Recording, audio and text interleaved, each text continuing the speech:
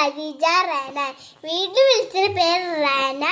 അപ്പൊ എല്ലാവർക്കും ബൂട്ടും ചാനൽ സ്വാഗതം. അപ്പൊ ഞാൻ ഒരു പാട്ട് പാടാൻ പോവാണ്. അതൊക്കെ നല്ലൊരു പാട്ടാണ്.